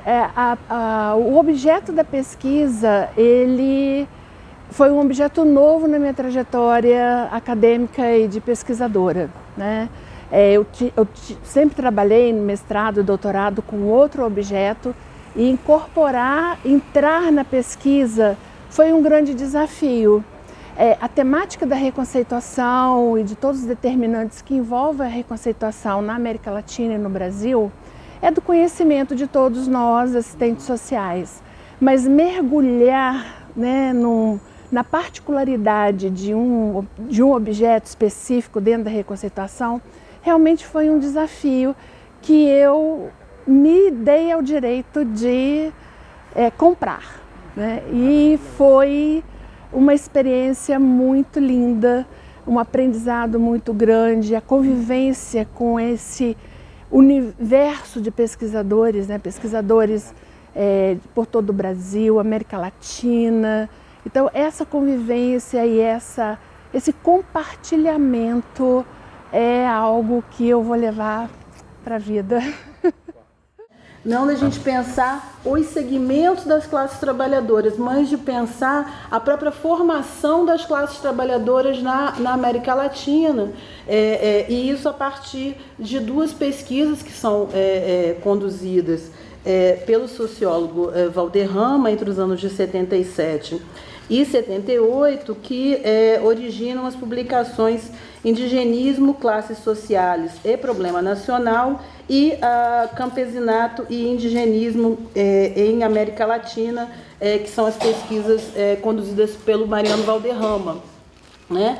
Então, dentre as pesquisas que tratam, né, do que a gente chamou inicialmente de segmentos das classes trabalhadoras, essas duas me chamaram a atenção porque elas destacam questões não da identidade dos sujeitos propriamente, mas da forma como as classes sociais na América Latina têm a problemática indígena, e aí é uma discussão que está posta a partir da realidade peruana, principalmente, mas que tem um chão comum a partir das formações sociais latino-americanas, que tem o colonialismo e o escravismo como processos históricos comuns com as suas particularidades, né? Então essa foi a proposta que eu fiz ao grupo, da gente não trabalhar na perspectiva de segmentos das classes trabalhadoras, mas daí a análise ser feita a partir da própria construção da classe trabalhadora nacional articulada ao debate da formação dos estados nacionais latino-americanos, né?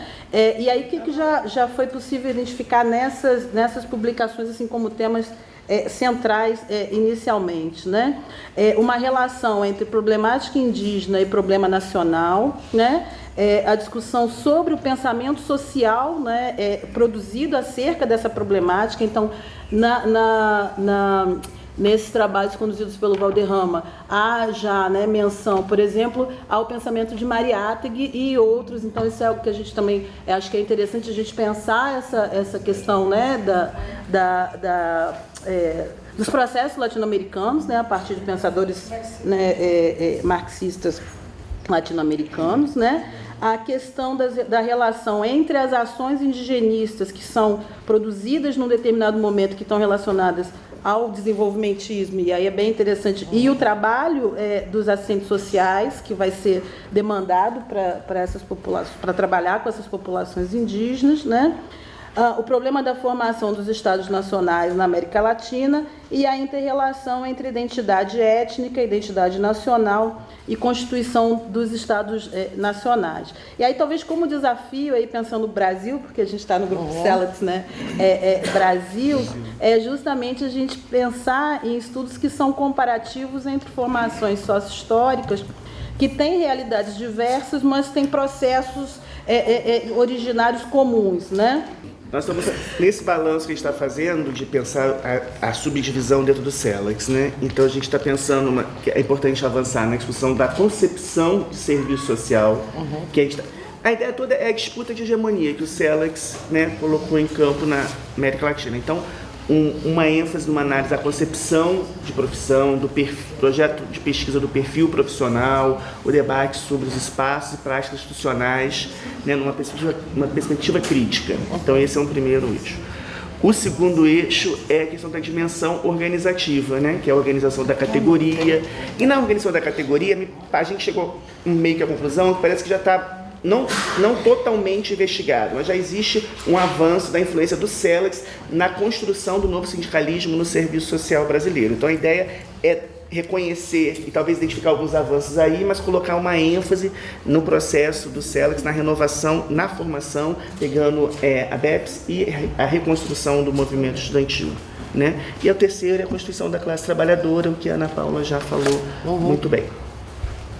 Vistas tem a referência ao material da UERJ foi o fato que em 2017, né, a gente, na disciplina de doutorado, serviço social, o módulo de serviço social na América Latina, nós fizemos um grande ciclo de debates em que tivemos a presença da professora Leila Lima, da professora Consuelo Quiroga, tivemos a presença do professor Faleiros, enfim, de pessoas que viveram a época e que foram levar seus depoimentos.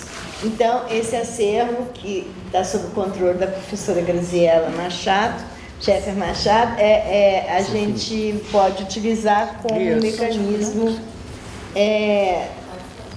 de fontes de dados, né? Da Graziela enquanto Centro de Estudo Otaviano. Tá? Bom, então eu acho que outra coisa também é o seguinte, o CELACS, ele tem várias frentes de trabalho, né? Ele tem como frente a investigação, que é o nosso eixo predominante, mas que inclui a investigação e investigação-ação. Investigação-ação a gente não está trabalhando, né? O segundo eixo é a capacitação continuada, que nós vamos fazer uma abordagem, né? E o terceiro eixo é a questão da divulgação com as revistas, os livros e os cadernos. Esses entrarão como fontes de dados, né? Nós não vamos fazer uma análise do setor de divulgação do CELACS e das suas publicações, mas enquanto fontes documentais, né, do trabalho. Como vocês sabem, né, no meu doutorado eu trabalhei especificamente sobre esse período na Argentina, sobre a 60 a 80 na Argentina, e o livro se chama Trabalho Social em la História, né? Uma perspectiva transformadora, numa pesquisa que foi feita, né? O Roberto ajudou muito, muita gente de Rosário e da Argentina toda ajudou muito, trabalhando a partir das histórias de vidas, entrelaçando as histórias individuais e as histórias coletivas. Todo o desafio, né, dessa equipe, que também é composta, eu não falei, perdão, pela professora Margarita Rosas, que por problemas de saúde não pode estar aqui com a gente, então peço desculpa que não havia mencionado. O desafio era, a partir do que a gente já conhece, e diferentes de outros países da América Latina, a Argentina tem uma vasta produção sobre a reconceituação, com perspectivas diferenciadas do que é a reconceituação na Argentina. Não é uma questão homogênea, pelo contrário, né? tem árduos debates, intensos debates sobre o que foi a reconceituação e a pós-reconceituação. Então, a ideia, né, o desafio era, a partir disso que já existe, o que a gente podia continuar pesquisando. Então, a primeira parte da nossa articulação esteve mais focada na questão do resgate histórico, né? Poder recuperar o processo do serviço social argentino altamente radicalizado na década de 60 e 70, misturado, né, com o que estava acontecendo no país. Em relação a essa questão da importância da pesquisa nos países, né, é que as nossas reflexões para o Chile foram muito importantes por trazermos, né, visibilizarmos o quão forte foi a relação de segmentos profissionais com o processo de tensionamento da luta de classes naquele contexto da unidade popular, né?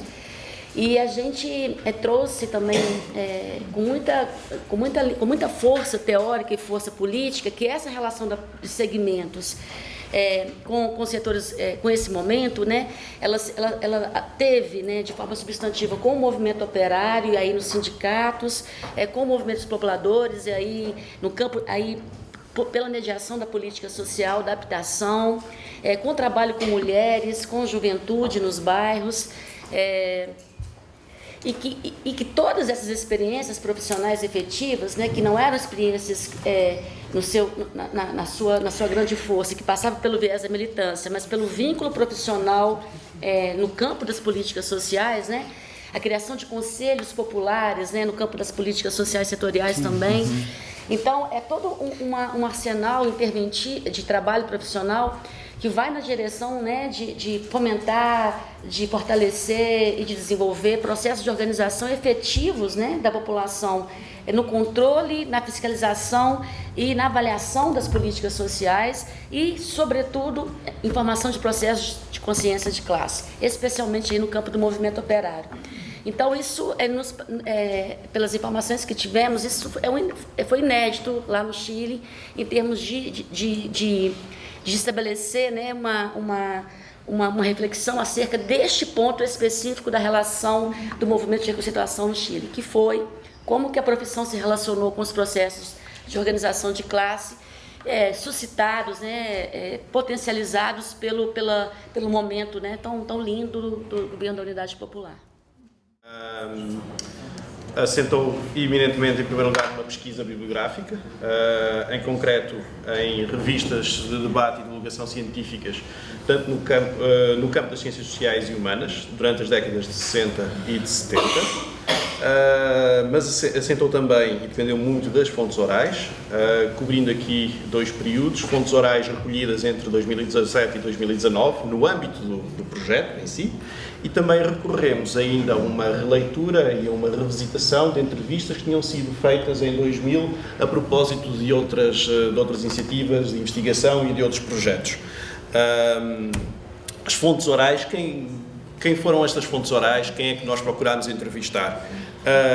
Sobretudo assistentes sociais oposicionistas e antifascistas, assistentes sociais docentes de serviço social e de outras áreas com responsabilidades na formação de serviço social em Portugal, assistentes sociais, dirigentes de serviços públicos e de estruturas sindicais e assistentes sociais com participação em diversas frentes revolucionárias do pós-25 de Abril. Entrevistas. Então nós tivemos, né, um primeiro, né, arcabouço aí, onde buscamos material bibliográfico documental e também fonte primária fazendo entrevista. E a gente teve a felicidade, que eu falo que é a felicidade, de conseguir fazer entrevista com sujeitos que na nossa pesquisa ainda estão vivos, né? E que a Montserrat Colomé, né, que foi a que desenvolveu o método básico, né, no período de 1971 na Espanha, ela se prontificou, né, a fazer a entrevista e ainda teve a gentileza de falar em espanhol e não em catalão, né?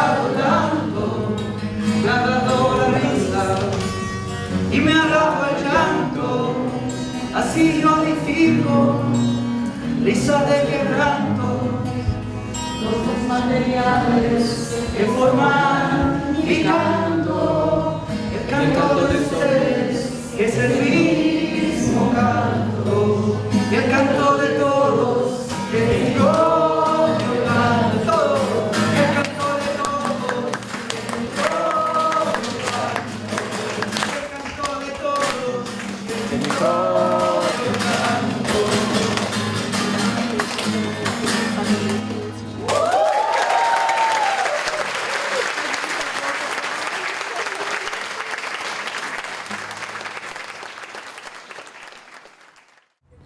Então, aí que a gente conheceu tudo que tinha a ver com os depoimentos da reconceituação, dos professores, dos protagonistas, né? Aí a gente conheceu a professora Leila Lima, o professor Faleiros, e aí começou toda uma viagem que a gente ainda está, né? E então, aí que a gente se envolveu com a pesquisa, com o subgrupo. A gente veio para cá, para essa cidade mineira maravilhosa, né? Conheceu a Malu, a Kátia, a gente começou a trabalhar junto com nossos assim, interesses pessoais de pesquisa. E a gente construiu uma equipe de trabalho, e mais do que isso, né? A gente construiu uma amizade, uma fraternidade política também, e humana, muito humana, para caminhar junto nessas dúvidas, nesses achados, quando a gente encontra assim, uma história e vai junto para a história, que não é fácil também ir para lá, encontrar tudo aquilo. Então acho super interessante, estou super agradecida dessa sorte, né? O que acontece? Que para mim essa pesquisa não é só a possibilidade do desenvolvimento, assim, tipo, eu como pesquisador. É claro que a gente ganha, né, um patamar de discussão teórica, porque, claro, a gente está com um grupo de pesquisadores que são pessoal super, né? A gente ganha aquilo, ganha um patamar teórico de discussão. A gente aprende também a pesquisar. A gente aprende a pesquisar em grupo, a pesquisar assim, nessa fraternidade também, nessa generosidade. Mas assim, para mim, o que fica mais lindo de todo esse aprendizado desses anos, que a gente aprende que sempre é possível resistir, entendeu? A gente ter a possibilidade desse contato com as professoras, a professora Marilda, a professora Rosângela, enfim, que viveram a resistência nos anos mais horríveis, né? E você vê assim o sorriso delas, assim. Então, assim, essa pesquisa é também uma lição para nós, para ir para frente, sabe? Então, acho que, para mim, isso é o mais emocionante também. Isso que eu fico, para mim, para além dos achados da pesquisa, dos resultados que são importantes, claro. Mas a gente ganha uma força, sabe? Uma força que é uma força... uma compreensão de como que a gente se posiciona diante da barbárie. Ou seja, hoje a gente está vivendo tempos difíceis, mas na verdade que tempos difíceis a gente sempre foram difíceis, entendeu? E mesmo assim sempre assim houve espaços para entrar, para fazer alguma coisa, para fazer uma fissura. Seja, é um convite para nós hoje continuar. Você não pode assim, abrir, como se fala, você não pode abortar a missão, abandonar a missão. Ou seja, se elas 30, 40 anos atrás vêm fazendo aquilo o tempo todo e eles já estão assim, não só elas, né? Assim, mas é esse movimento de resistência, de continuar na perspectiva da emancipação, de não abandonar esse desejo. Então, assim, se junta com os desejos que nós temos embora a gente, para além dos resultados do que vai acontecer no nosso presente, se a gente continuar aí, nessa força, talvez a gente não vai ganhar, mas também não vai perder. Então, assim, essa pesquisa foi um presente. Eu chego ao grupo por um convite da professora Malu, que já nos conhecíamos de ter trabalhado juntas no GTP de Movimentos Sociais da BEPS. E aí ela me chama para integrar, realmente uma honra fazer parte de uma pesquisa como essa, coordenada pela professora Marilda, com todos esses pesquisadores. Acho que é bom falar de eu antes de chegar ao Brasil, né? Porque eu vim ao Brasil meio que com sede de conhecer o marxismo no serviço social, a relação com as lutas. Eu pesquisei tanto no meu mestrado quanto no doutorado o movimento de desempregados na Argentina.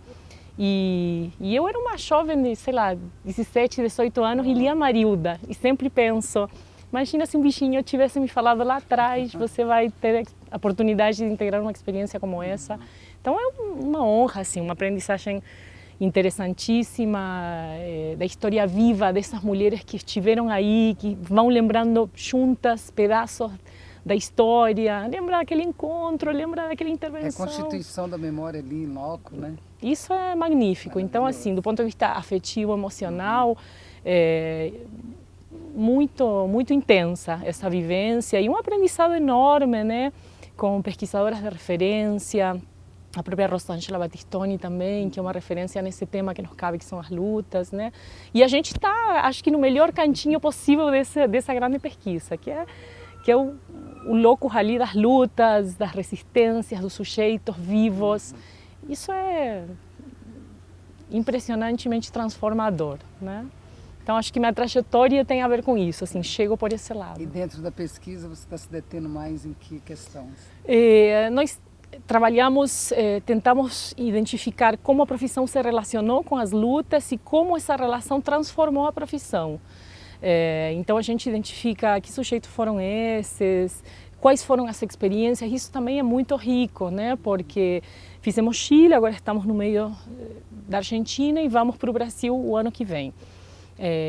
E isso enfim, a gente entrevistou há umas semanas atrás uma professora da Argentina e quando ela foi embora eu falei para ela assim, obrigada por ter aberto um pedaço da sua história, porque, enfim, muitas delas torturadas, exiliadas, perderam, produto do desaparecimento, perderam amores, companheiras, companheiros. E é isso, né? Em vários momentos das entrevistas eu chorei, né? Várias vezes lendo materiais, choro, né? É um pedaço de vida, porque esses sujeitos abrem sua história, né? Falam de forma corajosa, inclusive, compartilhando momentos. E outra vivência que eu tenho é da enorme riqueza. Isso também tem sido uma vivência que é afetiva e é intelectual. É impressionante como determinados momentos da história, que são ricos do ponto de vista do que está acontecendo no país, né? Em que parece que os horizontes societários se abrem, como tudo se enriquece. Os debates profissionais, a formação, como isso abre outros horizontes. E aqui, essa entrevista que fizemos algumas semanas atrás com uma professora da Argentina, me marcou inclusive várias coisas que ela colocou assim, depois que os gravadores se desligaram, né, das lembranças dela, das vivências dentro das organizações, enfim, o protagonismo que elas tinham na universidade, quando ocupavam nas universidades, quando reformularam, pararam o curso durante 4 meses e todo mundo debatendo os programas de estudo, os autores. Quando iam para os territórios, ela compartilhou uma anedota que me marcou profundamente, que, né, essa ideia, vamos para os territórios da classe trabalhadora, vamos para os bairros, e a primeira vez que elas chegam, eles são praticamente apedrechados, né? A classe trabalhadora diz, não, nós não queremos ser cobaias de vocês, né? Ela disse, foi assim o encontro com a classe, né? Impacto, né? Com certeza. Então, assim, acho que esses materiais, acesso a um TCC de uma assistente social de Santa Fé, que parece que ela defendeu às pressas, ela precisava se formar para poder entrar na clandestinidade e depois ela foi desaparecida, então ter esse material nas mãos também. É.